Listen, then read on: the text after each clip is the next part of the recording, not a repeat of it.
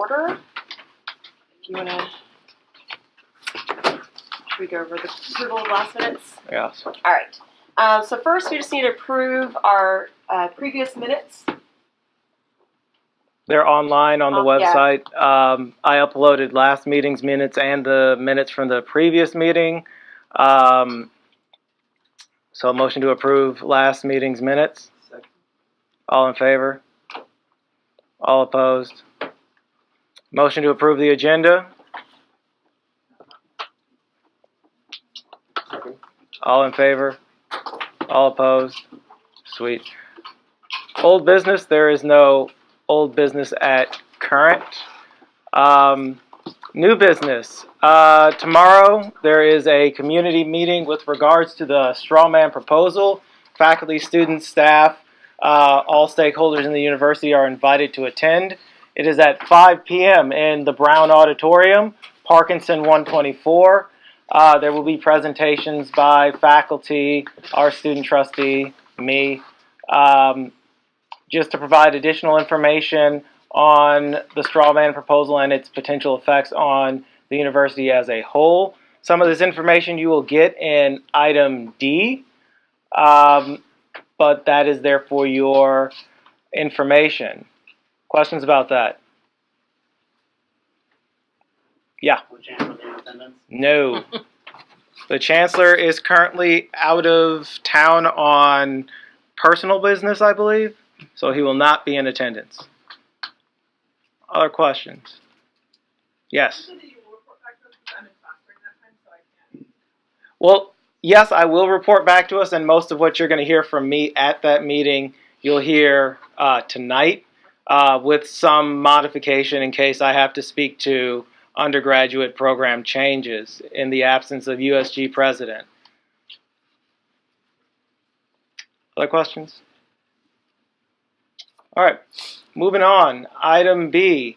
You should have all received a resolution regarding the student activity fee. Last meeting, the council voted to authorize me to draft said resolution. It is 2 pages long, and in the interest of time, I'm not going to read through it line by line. What should concern you is the recommendation I made in the resolution is to increase the allocation to GPSC by $3.50.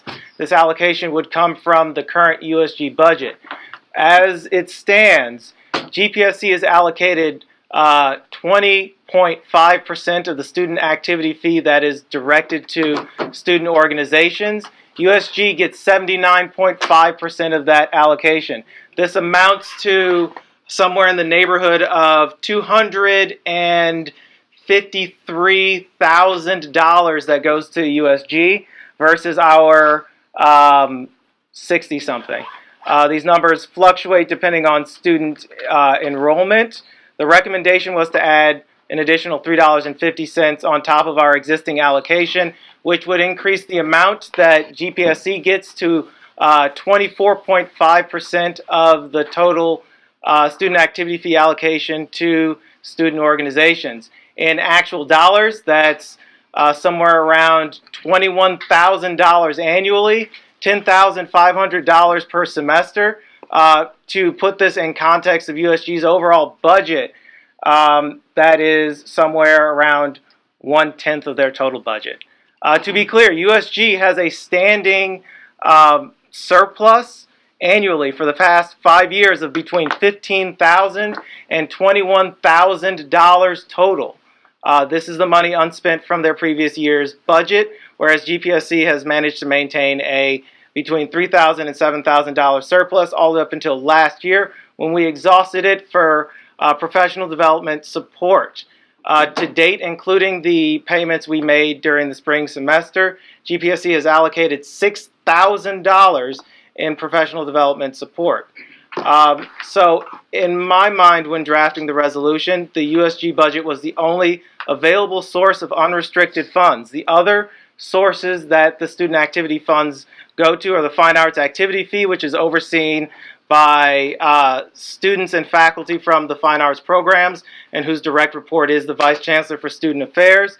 The portion of the fee that goes to Rainbow's End, which is the child support center here on campus, the portion of the activity fee that goes to public safety, which is DPS, and the portion of the activity fee that goes to SPC, which is also overseen by the Vice Chancellor for Student Affairs and has its own executive council. To be clear, SPC's budget is generally allocated all the way up until the end of the semester, so it would not be realistic to request the money from them.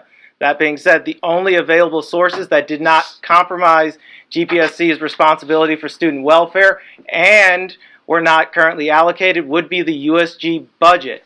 To be clear, a transfer in this amount would be as simple as USG going to the accountant and saying, please transfer this money to this account.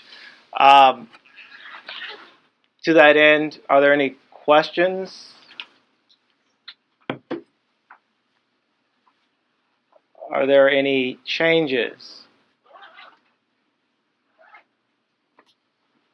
So there are two things that we can do. We can either suspend the rules momentarily for the purposes of voting to approve the resolution as drafted, or we can follow procedure and wait until our next meeting on November the 14th to vote to approve the resolution. I put this matter before the council because USG meets October 31st, which would give them time to consider an alternative should we not pass, or should we not vote to suspend the rules and immediately vote to approve the resolution as written. They would have no written resolution from us to consider.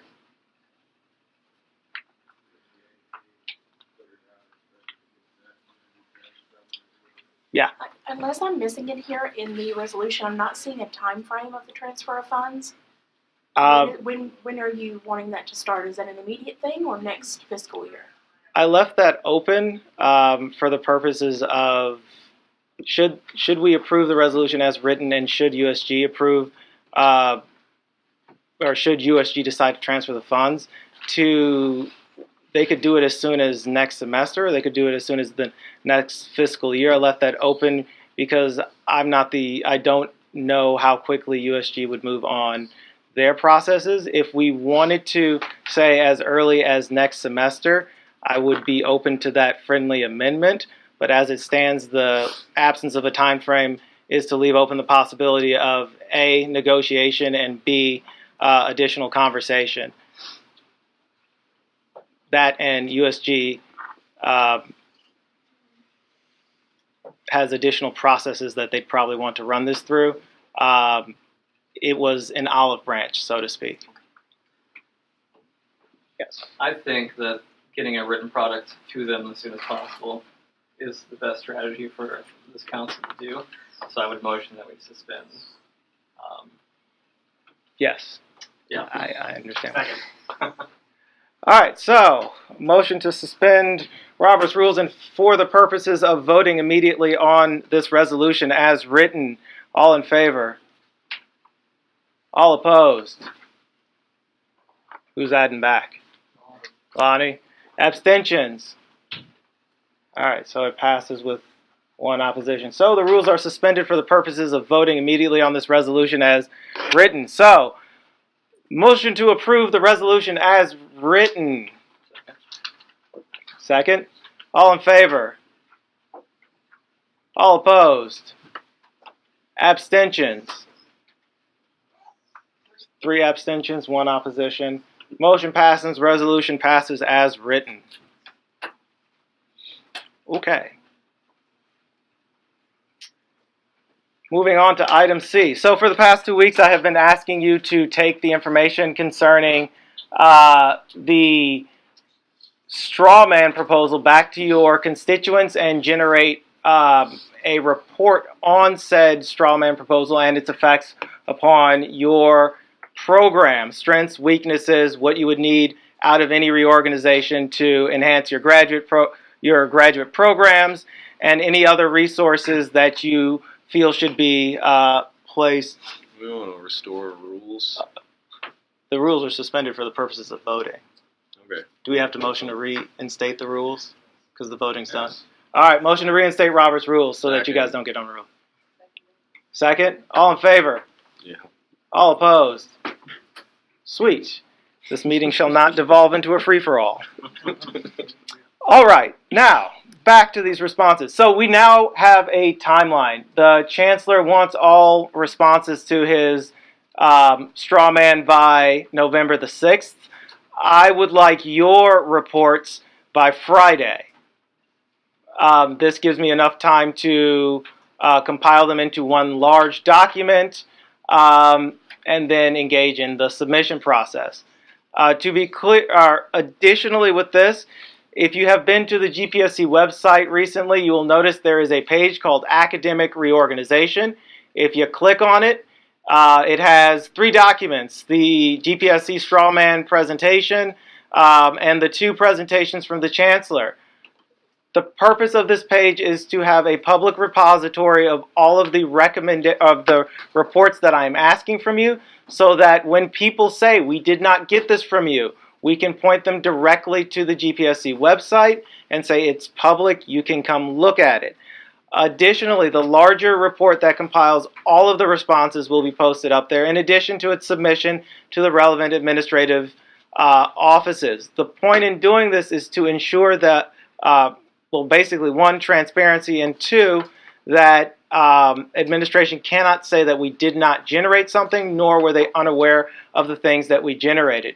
It additionally serves to hopefully provide an inspiration to the undergraduates to do a similar thing with regards to their own programs, but it also serves so that each one of us can look at the needs of our colleagues and consider ways that we might work with them. Questions about that? Following this meeting, I will be sending out copies of a similar document from COLA so that you guys can have some idea of what other units, faculty specifically, are engaged in where this kind of reporting is basically concerned. Questions about that? All right, item D. Report on the straw man reveal. How many of you were present for Chancellor Montemagno's straw man thing? Okay. So some of this is new, some of this is old. For those of you who were not present, this is the reorganization of the campus. It's the elimination of 42 departments and regrouping academic units as programs. And by programs, he means majors. This is not reflective of graduate programs or minors. If a unit only offers a minor, it is not listed. Moreover, if a unit is not listed that currently has an undergraduate major, there are 2 situations there. One, either it's losing its major and being reduced to a minor, or the unit is being eliminated altogether. To be clear, if a unit loses its undergraduate major, its graduate program will certainly follow.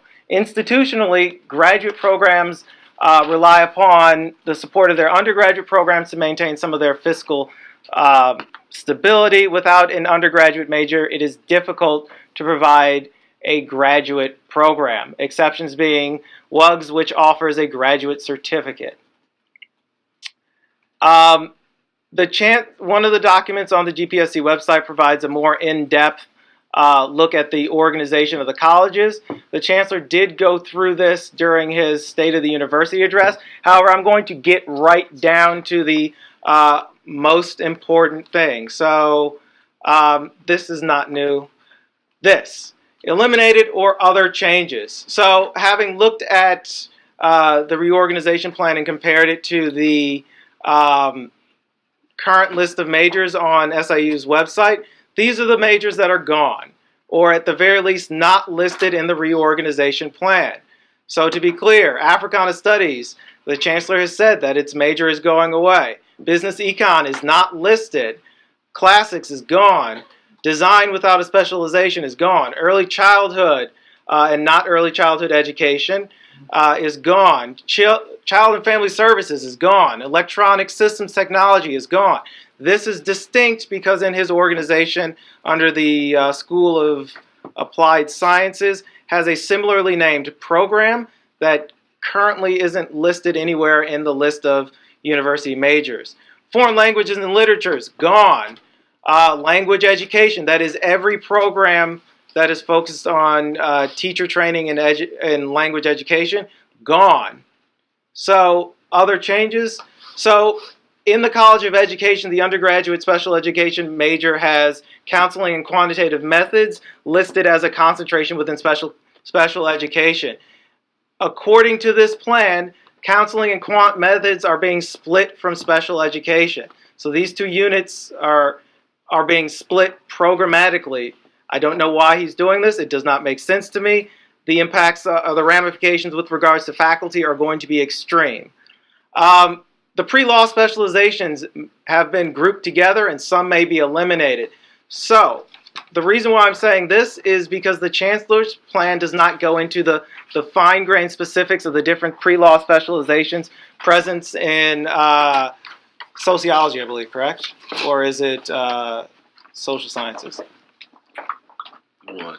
Pre-law specialization. It's in the School of Social Sciences is the last place I saw it. Yeah. Okay, so the pre-law specializations are either going to be grouped together or he's simply going to eliminate some in favor of one.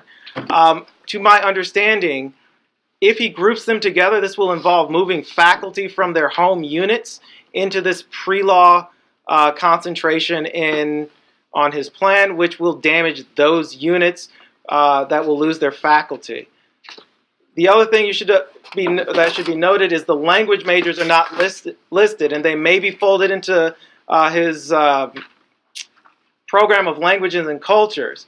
I mention this because this affects foreign language, international trade, any language major, and any program that focuses on language. None of these are outlined in the Chancellor's plan, so until otherwise, I'm going to assume, and we probably should assume, that they're being annihilated. The final thing, neuroscience is split from psych.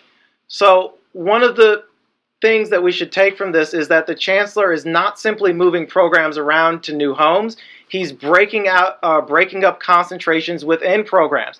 This has effects on graduate education because in his reveal, he said that graduate programs would be moved to their new homes as well.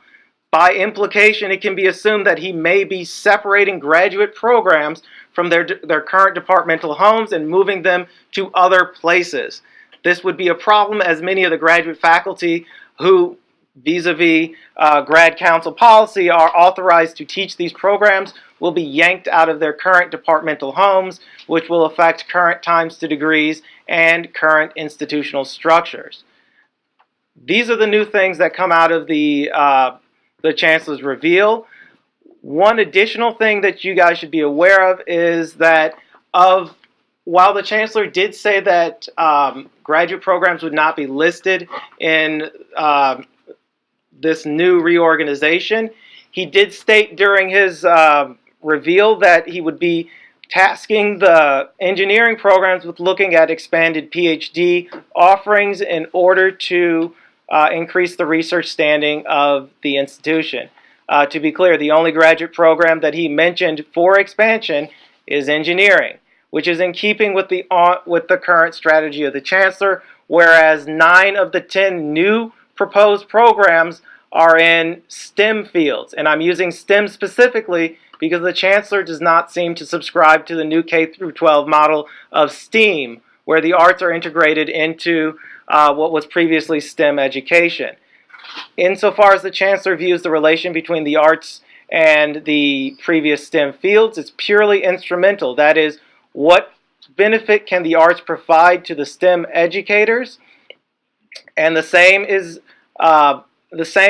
follows with his perspective on cultural programs. What benefit can these units provide to the STEM programs? So this is of concern for anybody who's not an engineer or any of the previously discussed STEM programs. I will take your questions now.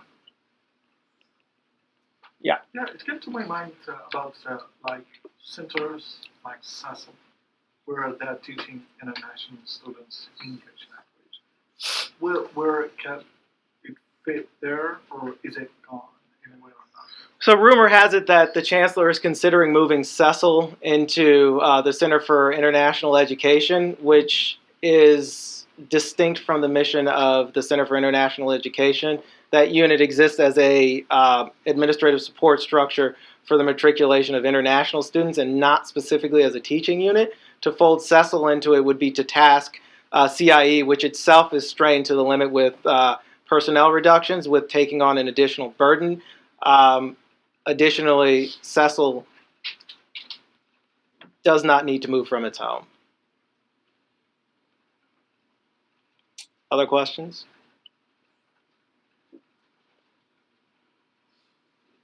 Yeah, that is everything the Chancellor said about graduate education.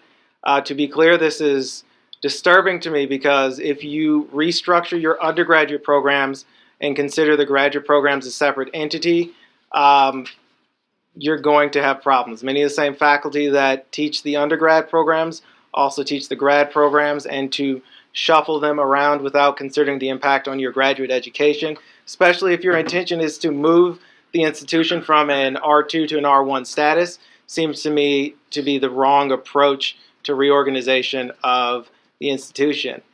Hence, my request for reports on the impact that this proposed reorganization will have on your units.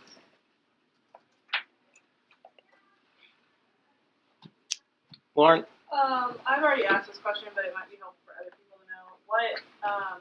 What is set in stone, and what can we actually do? Currently, what is set in stone is this new school and college structure. He is thoroughly committed to the annihilation of departments. He views them as an impediment to interdisciplinarity vis-a-vis finances. To be clear, the research that I've done on similar such models indicate that this is primarily an approach that works within sciences. This is not to poo-poo the sciences, but to indicate the ground from which Montemagno is working. NSF calls this cross-cutting, wherein you eliminate disciplinary barriers at an administrative level to enable interdisciplinary work within STEM fields. They used to provide grant funding for doing this. To my knowledge, and in the context of my research, this has not been successfully implemented at an institution of this size with the kinds of resources available to SIU. I had that qualification because there are institutions of similar size with greater amount of institutional resources where this was successfully done because they could redistribute a larger amount of institutional resources to those units that would be negatively impacted by this kind of reorganization. SIUC does not have the institutional resources to absorb the negative impacts of this reshuffling, specifically insofar as, rebranding all of our marketing materials and rebranding all of the signage across campus is concerned, at a bare minimum. So basically what's set in stone is the school and college structure. Where departments go or where programs go is up to negotiation by the faculty. It is unknown if the Chancellor is willing to negotiate on programmatic eliminations or mergers. However, he did indicate publicly that there is some flexibility in moving units around. So another question is about the three schools, like education, where we can see, like, to me it looks like having the same status with the other colleges. Is that correct or wrong? It seems to be the implication from the report. The School of Medicine, the School of Law, and the School of Education will all be freestanding units outside of a college structure. So, does that give them like any status of as a college with resources, with administration? It is unknown, especially in the School of Education, because resources are typically under Montemagno's plan. Resources will be allocated from the college to the school and from the schools to the individual programs. If the School of Education is not within its own college, it is unknown as to who's the direct administrative oversight for that unit. Presumably the Chancellor, if he borrows the existing reporting line models. So it, again, is unknown who's allocating the resources to that particular unit. Yes? This is a question someone was asking me when I was giving this information to people in my department. Do we have any idea, I didn't hear him talk about this, but do we have any idea where degrees would be issued from now? Are they staying with colleges? Are they coming from schools? That is a really good question, and I actually cannot answer it. I will. Yeah, that's actually a really good question, and I'll probably ask that of the chancellor next time I have an opportunity. The discussions that I've been in, it's come up once, and the way it was presented was that there wouldn't really be any change to the source of unit granting degrees. So in that sense, you know, if it's the college or the university or whatever it is, that it's going to be the same. The program structure or the school structure doesn't necessarily change that. Because in that sense, your department doesn't really grant your degree. For instance, the graduate college does or the law school does. So. Fair. Just so y'all know, his argument is that students are not coming to the university because of its structure, and that if we would change the structure, students would now want to come here. And I asked him if he had evidence. He doesn't, and then he told me that I needed to provide him evidence. Did you find evidence that, like, do any surveys you found suggest that that's why students aren't attending? I have found no qualitative or quantitative evidence to support the chancellor's claim either way. One, that this reorganization will increase student enrollment, or that the current institutional organization is an impediment to student enrollment. To be clear, at institutions where this was implemented, and again, I'm going to qualify this to the STEM fields, there was a noticeable increase in grant funding and enrollment at the doctoral level due to the sharing of resources, but no similar effect was seen in other units across campus or across these campuses. So I'm, in fact, Chronicle of Higher Education in 2008 published a article indicating that faculty at one institution were all but in revolt when their chancellor attempted to not only do this but eliminate department chair positions, which our chancellor is also doing. To be clear, an ad for the WGSS director position went out recently, and that position is being offered as I believe a full-time faculty member with a course release to run a department. That is generally unheard of. Essentially, it's saying that a faculty member, in addition to their teaching responsibilities, will have the responsibilities of a department chair in exchange for not teaching an additional course. Currently, department chairs are on 11-month salaries because of the additional administrative responsibilities that they have to undertake, particularly in the summer where scheduling of classes is concerned.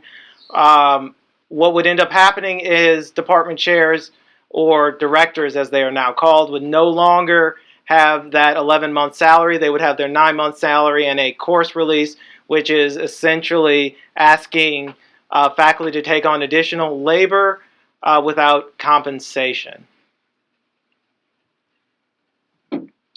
This is a problem. Just to be clear, that's not really a change of how the WGSS department was functioning previously. It was already a program director, not a chair, and Barbara had more than one course release. So yeah, it's literally just asking someone to do more work for less money. Yep.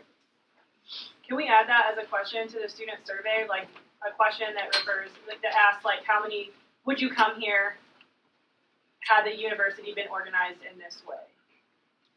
Can we ask them if that affected them at their decision at all? Like, Yeah. what undergrad goes, I want to come to a school? My recommendation would be, instead of including this in the grad satisfaction survey, you guys take this back to your constituents and have them answer the question. Would you come here if the institution was not organized in departments, but organized by programs? Now, I will grant for members of the School of Law, this has less impact on you guys because you're the School of Law. But for everybody else in the room, this is a live question. If the Chancellor's argument that this restructuring will increase enrollment due to the offering of interdisciplinary and synergistic programs, we might as well test the theory. So in addition to the reports that I've been asking you for, please go ask your constituents if the proposed restructuring would cause them to reconsider their decision to attend the institution. Yes? I've talked to my department a little bit about this, Matt. I am in engineering, so I am on that like science portion of it, but you know, nobody really cares for the most part about how that's like, especially undergraduates. Undergraduates don't care at all. Graduates, you know, maybe there's a little bit more looking into it. But what they care about is research grants, whether they can get funding. And I think, yeah, exactly. Funding is the big question. And from what I understand, both the chancellor and then some of the upper administration of the college, that's kind of, or the university, that's how they're seeing this restructuring as an opportunity to get more funding, which will then bring, you know, more faculty, more students, and so on. Whether that will happen, I don't know, but it's not necessarily about the department structure itself, but being able to reallocate resources as necessary and bring in more resources to benefit the college, the university. Yeah, that's fair. I might agree with that if the chancellor didn't repeatedly say that the departmental structure is an impediment to recruitment, retention, and the issues that you brought up. But I take the point. Lonnie?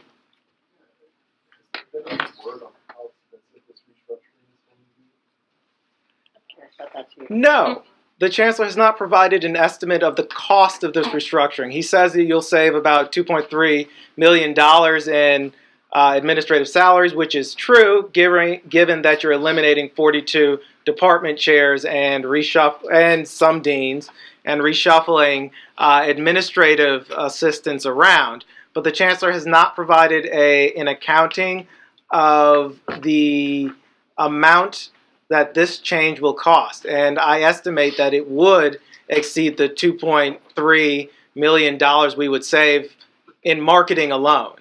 Not to mention Internal rebranding. Yes, internal rebranding and the provision of resources for the new programs he's proposing, specifically machine learning and robotics, which, to my knowledge, we do not currently have the infrastructure to support. The reason why I ask is it seems like saving money and efficiency seems to be the argument that you're trying to stand on. And if we're able to create an argument that counters that with actual numbers, it might be better let to stand on themselves.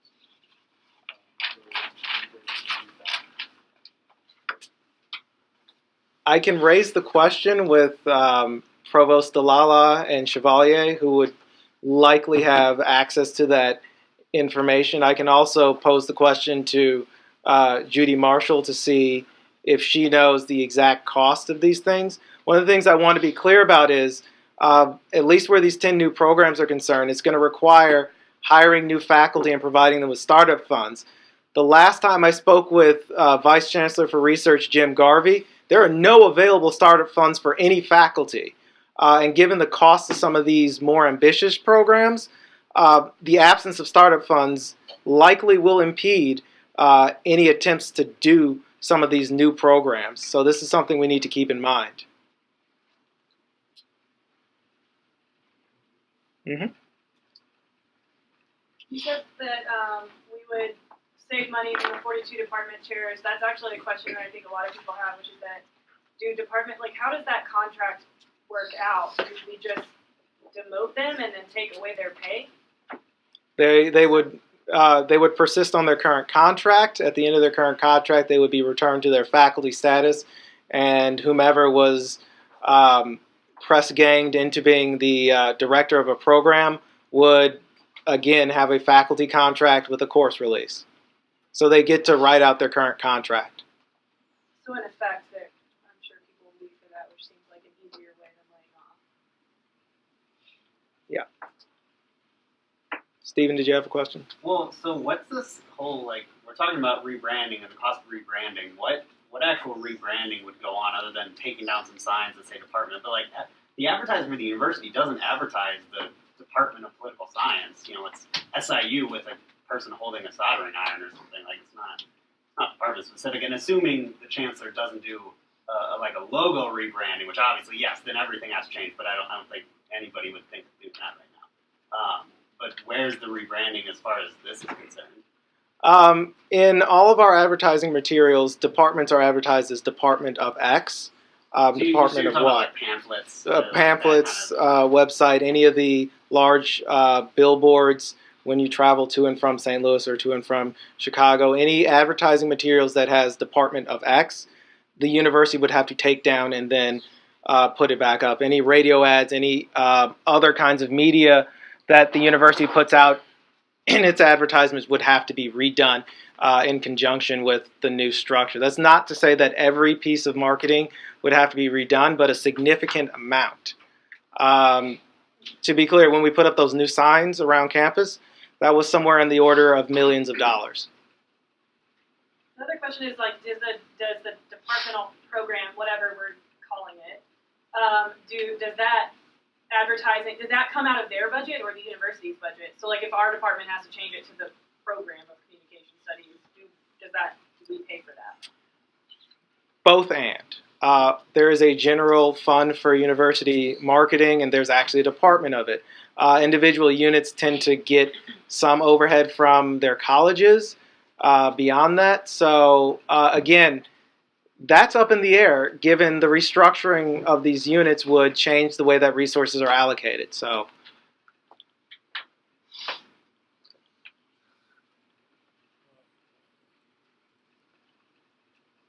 other questions? Have I depressed you guys enough? I think the chancellor would say that you're a dark shadow. Jesus Christ. Oh yeah, so dark shadows. Unfounded fears grasping. Jesus. Really affecting the synergy of the room. Okay? All right. Okay, so let's shift that energy. So if we could think like what we would benefit from this restructuring, what could be like one or two things? So reorganizing units into moving units around into different colleges based on the institutional context of the unit can have some benefits to research and interdisciplinary work, but it would have to be done within the context of the research focus of the given unit.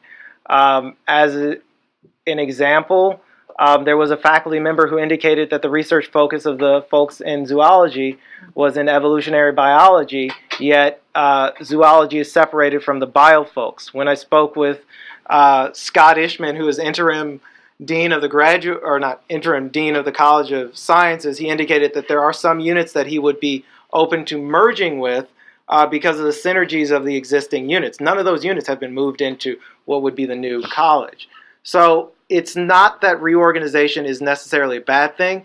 It's that the reorganization as it is done now is absent the institutional context or the research context of the given departments. Additionally, the creation of new units, say machine learning and robotics, things like that, I keep coming back to those because those are pet interests of mine. Creation of new units isn't a problem. Creation of new units, when we are uncertain as to available resources to support them, is. So one of the things that I would like to see is a detailed understanding of the necessary resources to get these new units started. It's one thing to start a new unit. It's another thing to start a new unit and then let it fail because it has no resource support. So there are some good things that can come out of this if this was done in the context of the institution. But right now, it does not appear to be so. That and, in my mind, the chancellor's repeated insistence on the elimination of graduate students as instructors of record is fundamentally the wrong approach to take if your intention is to increase graduate enrollment. That and, if I'm going to be completely honest, what we're working with here is a model of the restructuring of undergraduate programs. To be concrete, I would have to see what he intends to do, or we would have to see what he intends to do with graduate programs.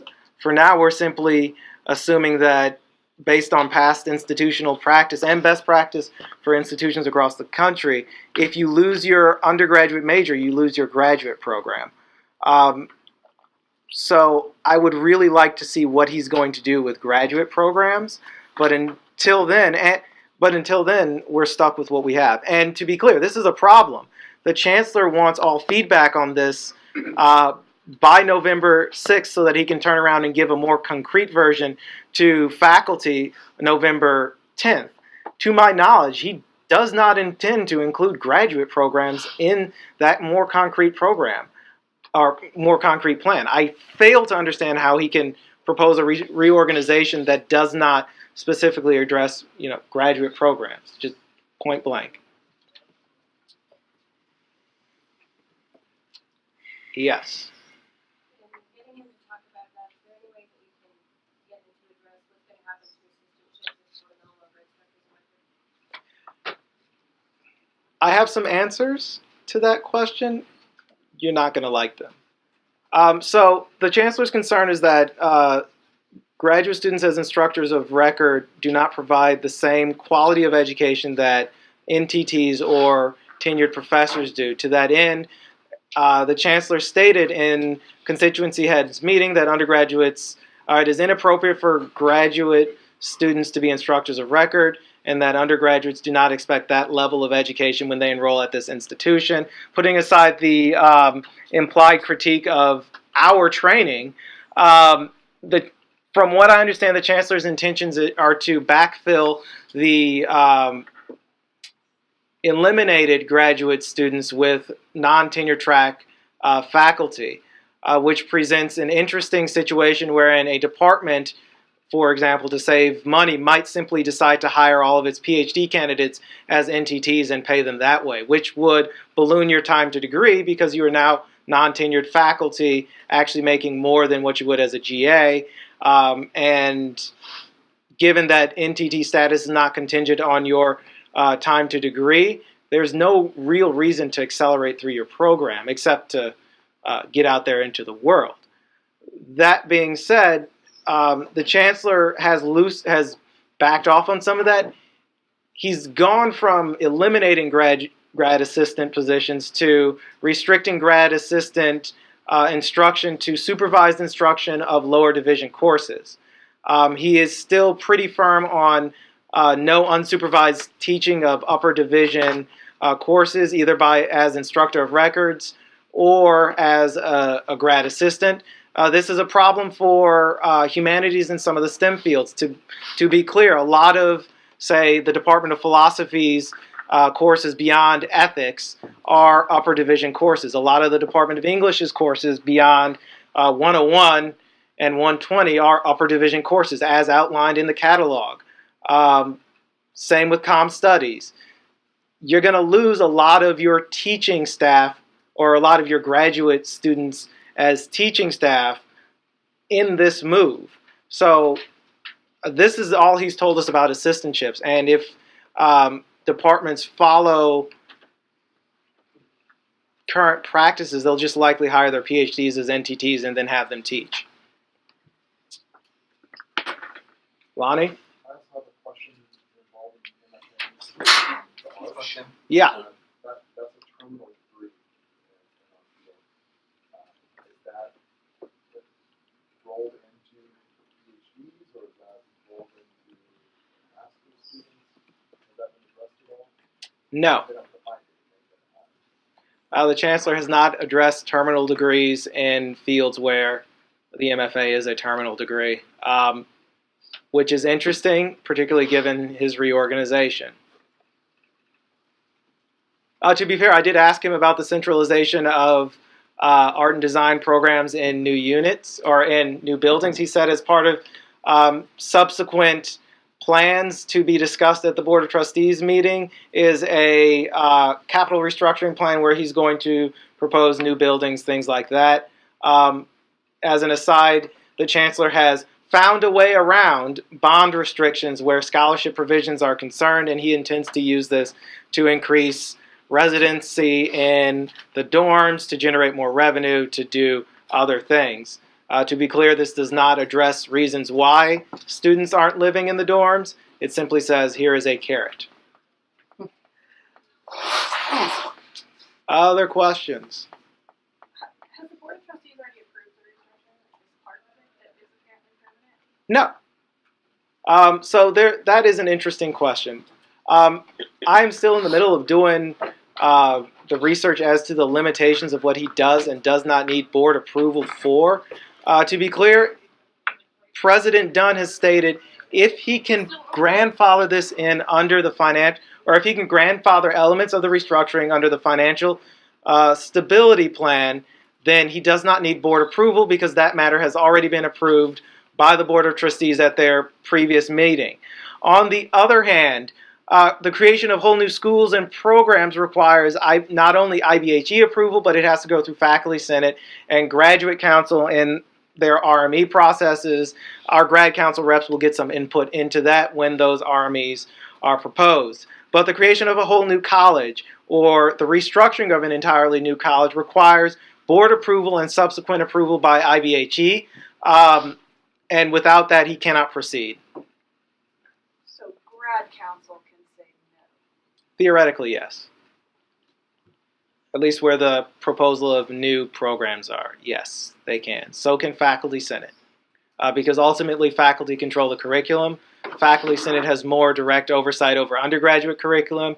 Grad Council has more direct oversight over graduate curriculum. So, for example, when or if the Chancellor decides to propose whole new expansions of the engineering program, that would have to come through Grad Council, and Grad Council could say no for a variety of reasons. And given that Graduate Council controls the faculty, and it is, or not faculty, controls the curriculum, and it is enshrined in the operating papers of the Graduate Council and the graduate school that new graduate programs need to be approved by the Grad Council.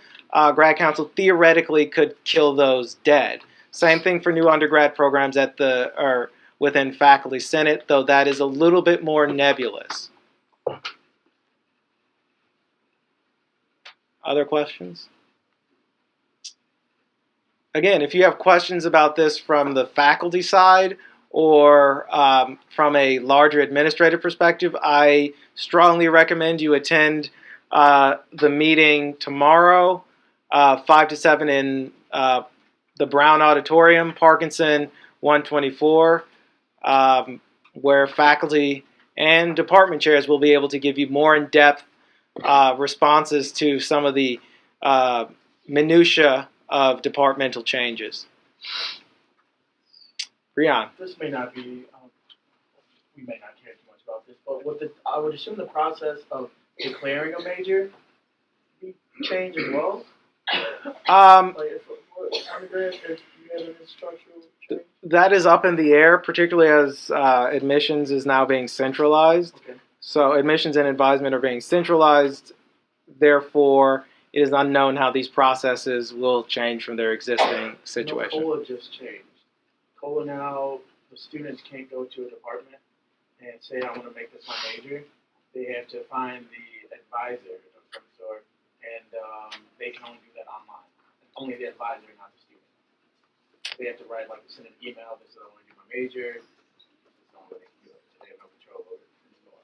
Yeah, the Chancellor has not explained the effect of centralizing advisement and admissions on the process of declaring a major or how this restructuring will affect that process. So there are a lot of little administrative processes that are still unclear, specifically directors of graduate studies as distinct from program directors, as distinct from undergrad directors, as distinct from placement directors.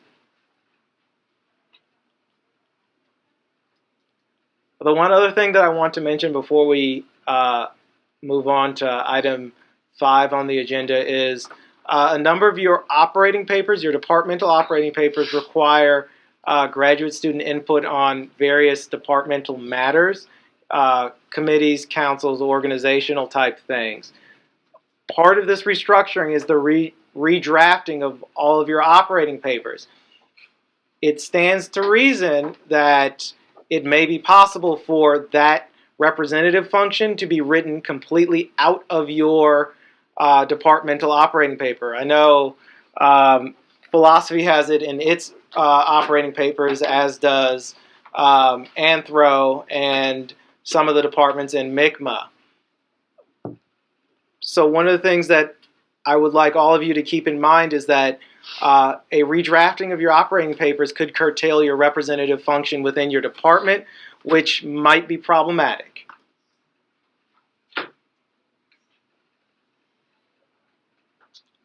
Okay, if there are...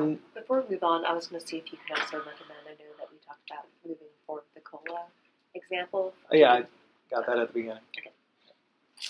If there are no other questions, moving on to item 5. Clay, what you got for us? Yeah, I have no new affairs before grad council, apart from the report that I gave last week. It hasn't met, meets a week from this Thursday. So nothing new as far as grad council goes. And for diversity and inclusivity, we are hopefully going to address drafting of resolutions for the 2 issues that are listed on your agenda sometime in the next week, so that we can have that for our next general meeting would be a good plan. And that's pretty much it for my reports. Questions for Clay? All right, thanks, Clay. Diana? All right. So first I'm just going to announce, because I don't know if you remember, but I had made a motion to have professional workshops and other things like that throughout the academic year. And so our first workshop that I was able to develop is with the Speech Communication Organization. It's a CV writing workshop. I'm just going to pass out these flyers to both sides. So if you're interested in attending, this is going to be next Wednesday from 4:30 to 5:30. It's going to be Dr. Sandy Pensino Conway, along with the Speech Communication Organization. And it's going to be in the Com building on the first floor in room 1022. This is near the parking lot. I'm so bad at like east, west, south, or whatnots. But it's under the Kleinow Theater, if you're familiar with the building. And so this is going to be an hour-long session. So if you haven't written out your CV, and this is mainly, she is a communications professor, so there might be some differences if you come from more of a science background, of some things that she could probably still inform you of and suggest of that may not be as clear about.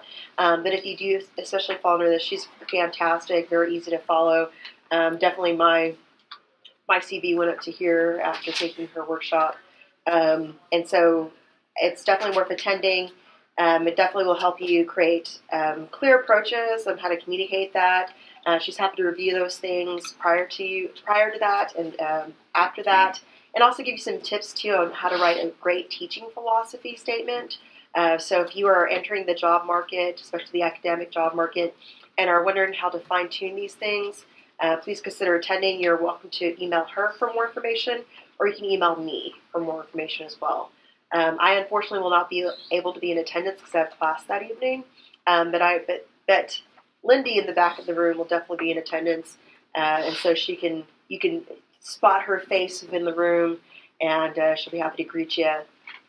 But I do hope that at least a few of us consider attending. And then just to kind of give just some basic reports, as of October 20th, our total process travel funding is $6,642.67. Our total process event funding is $2,722. And so there's a few pending still on the event funding. And I encourage you all, if you are interested in having an event promoted, get that into us, even if it's in the spring early, so that we can hear a little bit more about your event and see what we can provide you at this time. And that's it for me. Questions for Diana? All right, moving down to item C, Diversity Council update. This will be brief. The Diversity Council met on Monday where we discussed the Chancellor's charge to the Diversity Council that we find ways to integrate diversity into the core curriculum. The Diversity Council is working on that, exploring partnerships with the Core Curriculum Executive Committee among other things. The Diversity Council also would like to remind you guys through me that the Diversity Council's mandate, as stated by the Chancellor at our meeting before last, also includes looking into the diversity of the functional areas, which includes looking at student affairs, hiring practices, the diversity of our faculty versus our students, support for our underrepresented students, and other areas beyond curriculum. It is our position that a curriculum is nothing without its context, and simply providing a curriculum for diversity without addressing the institutional context of the provision of that curriculum is to essentially not do the job. The other thing with that, the Diversity Council, as part of its regular business, needed to appoint new chairs. Last semester, or last year, if you recall, one of the motions made by GPSC and later supported by USG is the appointment of student co-chairs or co-chairs of the Diversity Council, one of which would be a student. So the faculty co-chair is Todd Bryson, who is also the university representative to the system-wide Diversity Council, and I'll give you two guesses as to who the student co-chair is. Can I guess from the co-chair is? Yeah. Well, you have an advantage. You were there. So yeah, I'm the Diversity Council co-chair. One of the things that hopefully I will address is the provision of information to students concerning the activities of the Diversity Council, because up until now we've been pretty much shrouded in mystery. In fact, at the Chancellor's open forum, one of the questions that was shouted at him was, who's on the Diversity Council and what are they doing? So it's my intention to hopefully push for more transparency in the activities of the Diversity Council. Last year, this position was held by our student trustee. Willie was nominated but declined to take the co-chair spot for a variety of reasons. So there is that. And that actually concludes my report. I have nothing else. Questions for me? If you have, Lauren. Just a quick one. Does the Diversity Council have access to the information about the demographics of students and the decline? Yes. Is that accessible to people outside the Diversity Council? We can make it accessible. That would be wonderful. I will do my best. With that, if you have suggestions, feel free to send them to me. I will forward them on to the council for consideration. Yes. I know all current diversity information is in the fact book, so it's not. I think for historical, you probably have to go through everyone. I think it's just the active year, but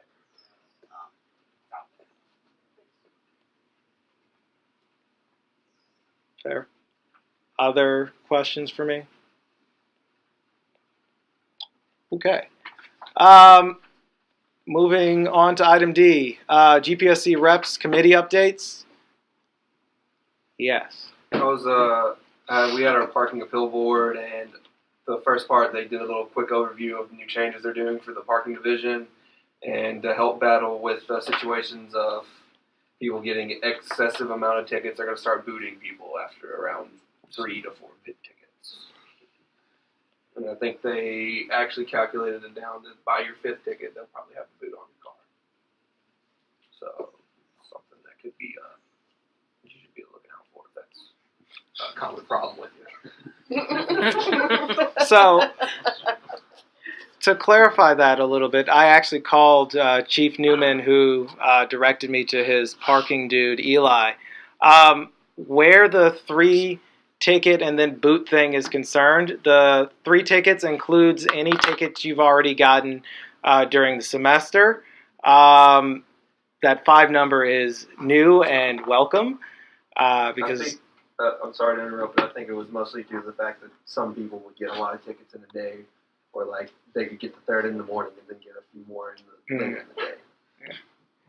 Yeah, Eli said as much to me. The other thing with that is this isn't primarily aimed at students. For students, typically, we get citations and then they are assessed to our bursar account. One of the things that Eli said was this is an attempt to keep people from carrying extreme bursar balances as a result of citations. We are a low priority for being booted. High priority are repeat violators and folks who they cannot directly bill vis-a-vis the assessment of charges to our bursar. There will be a $40 fee to get the boot off. You have to take 2 forms of identification to the Division of Parking. One thing that you should be aware of is, from my understanding, and correct me if I'm wrong, the university doesn't actually have a supply of boots hanging out. It contracts it contracts through the city of Carbondale, and they will be providing you with a notice that says your next citation you're going to get booted. So it's not as though they will be booting you without warning. However, given what I might call the predatory parking practices, it's something we should keep an eye on. Is this a brand new policy that's established now, or is there language? I mean, it seems like it's kind of odd they can be retroactive, and let's say I have 5 parking citations, I'm going to get booted next. I mean, is that... Do you know? I know that they just put this through. For the retroactivity, I mean, it'll probably be a situation of if you did have 5 beforehand and you get another one, that's probably where the warning comes out. You should really start looking out for it, but I don't have a definite answer with that. They just give us the general overview of what they're doing. Just to be clear, it's unpaid tickets, right? Yes.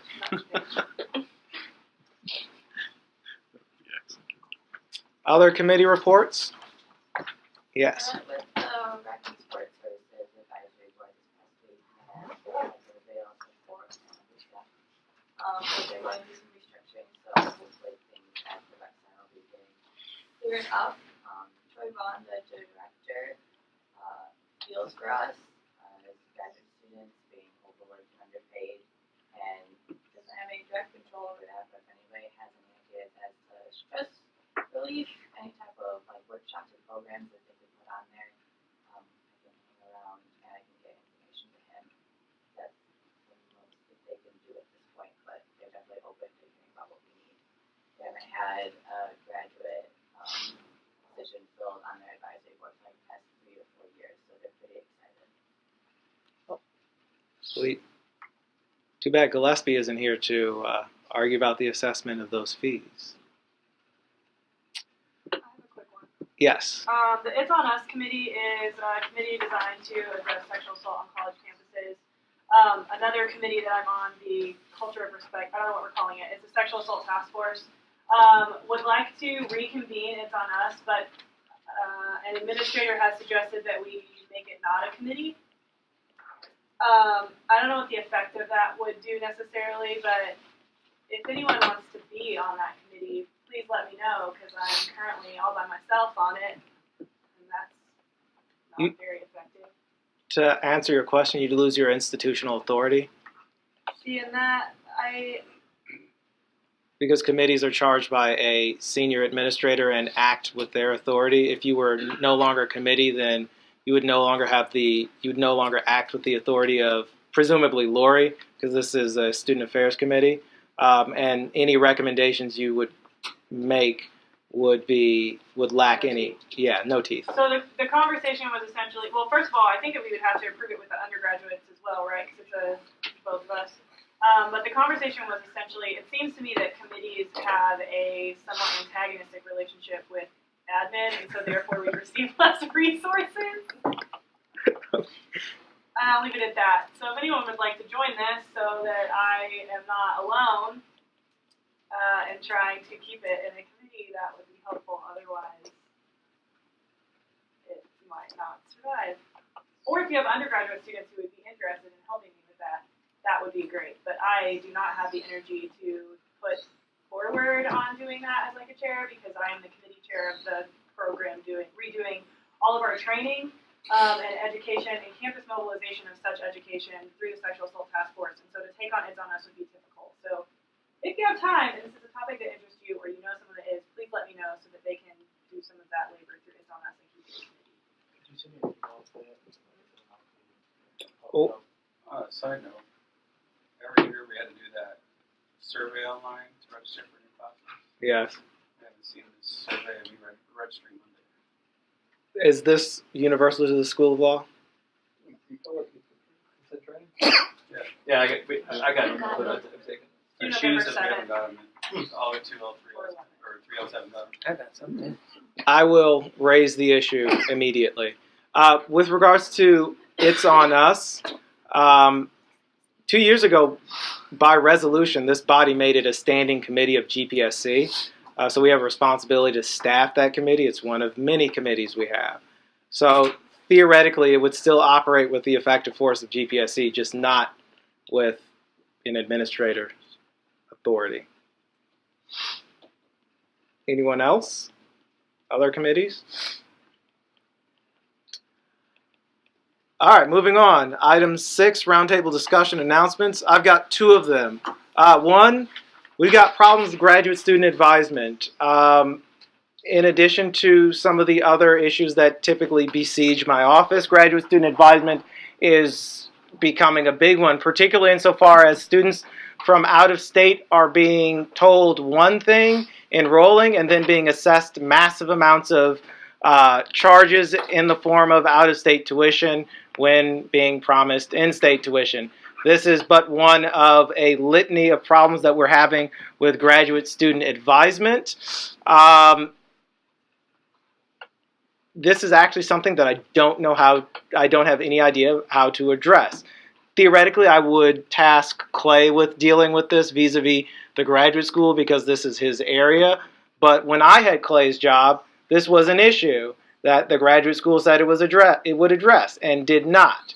So technically, Clay, if you want to pester Dean Lee again, go right ahead.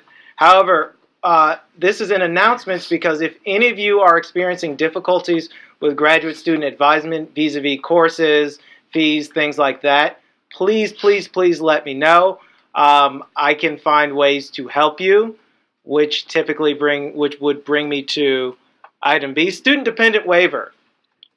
So, if you have a spouse who is not a resident of the state of Illinois, who wants to take classes at SIU in pursuit of a graduate degree, if you provide proof of marriage or other evidence as outlined on pages 27 and 28 of the graduate school catalog, your spouse and/or dependent can apply for a dependent waiver, which would qualify them for in-state tuition.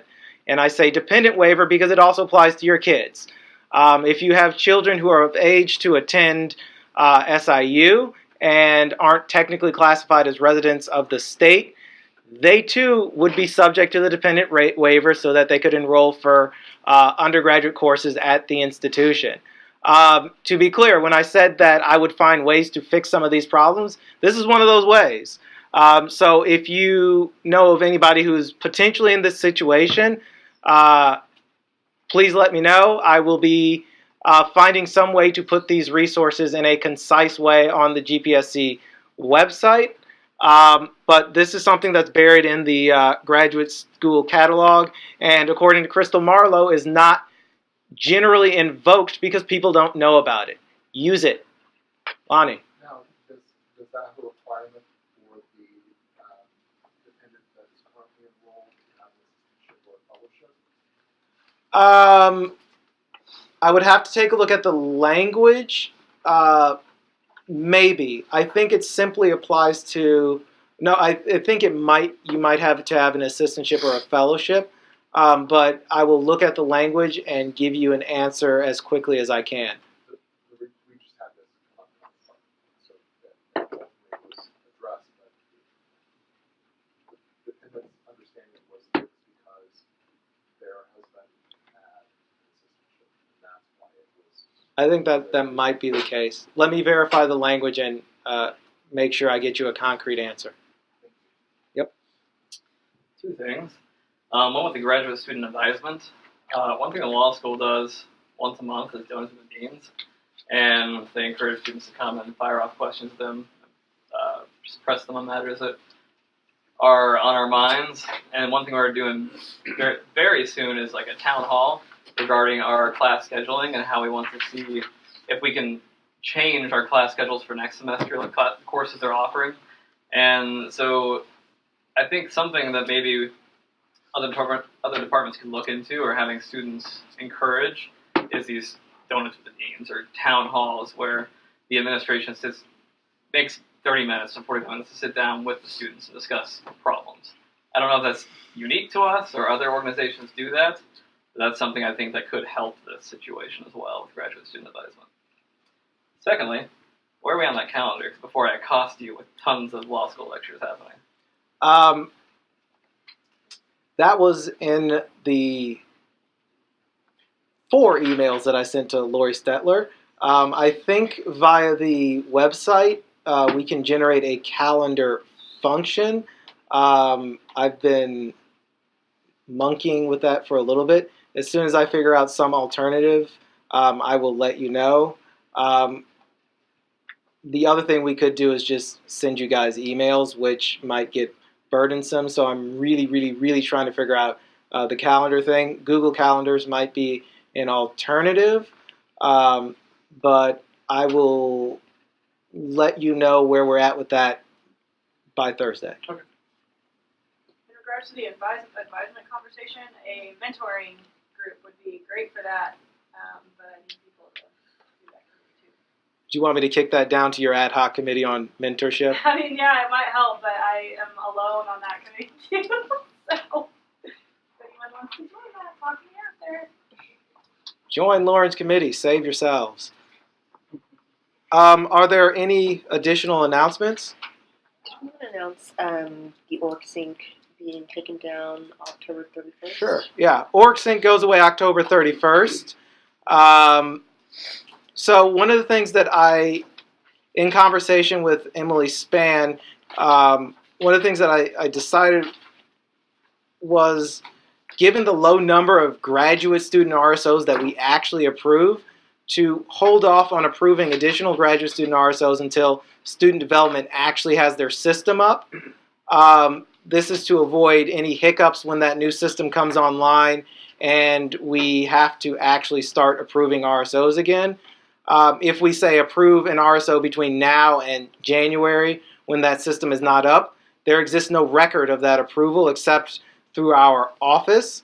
And in my mind, that's a little bit unacceptable. Not to say that we're really bad at record keeping, but I'd feel more comfortable with graduate organizations being listed in their official sources as opposed to simply being listed with us and having to fight student development to get them approved.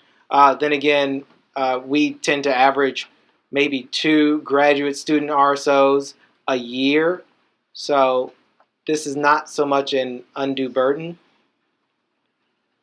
But yeah, OrgSync is disappearing October 31st. As I said last meeting, student development is collecting all the documents from organizations that are listed on OrgSync, and we'll have them stored in their office, presumably for re-upload once the new system comes online. This does not affect the School of Law because you guys don't use it. Any other announcements? Lonnie? The school board design and sculpture department specifically is having an iron for November 11th. You are all welcome. It would be wonderful to have you out there to see the theater drama of an iron for. It's like molten metal. So, What's the time and location? it'll be out at the Foundry, which is across from Evergreen Terrace. And then it should be the entirety of the day starting around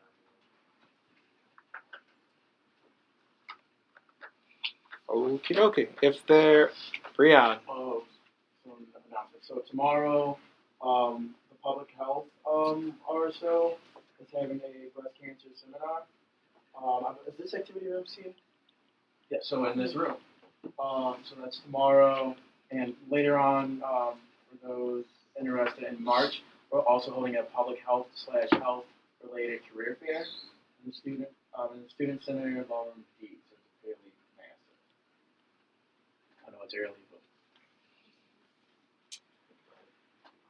If there are no other announcements, motion to adjourn. All in favor? All opposed? We are adjourned. Hey, Law school, if you'll meet us, 15 minutes early.